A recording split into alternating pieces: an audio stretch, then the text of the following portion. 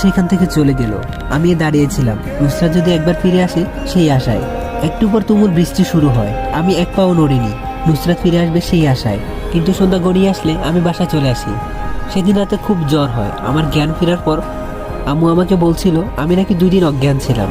এর মাঝে পরিবারের সবাই জেনে যায় নুসরাতের কথা। নুসরাতের আব্বু নাকি বাসায় এসে ওয়ার্নিং দিয়ে গিয়েছিল, আমি যদি নুসরাতকে আর ডিস্টার্ব করি তবে খুব খারাপ হবে।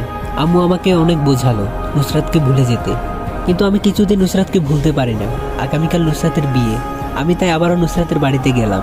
নুসরাত অপমান করলো, যা ইচ্ছে তাই বললো, আর একটা সময় আমাকে এমন কথা বললো যা শুনে আমি অবাক হয়ে যাই। তো গাইজ, ভিডিওটি কেমন লাগলো অবশ্যই কমেন্ট করে জানাবেন। যদি নেক্সট পার্ট লাগে তাহলে ইউটিউব থেকে দেখে নিতে পারেন, আমাদের MS cartoon story unlimited YouTube চ্যানেলে দেওয়া আছে। আর খুব তাড়াতাড়ি ইউটিউব চ্যানেলে আপলোড দেওয়া হবে। তো সবাই ভালো থাকবেন।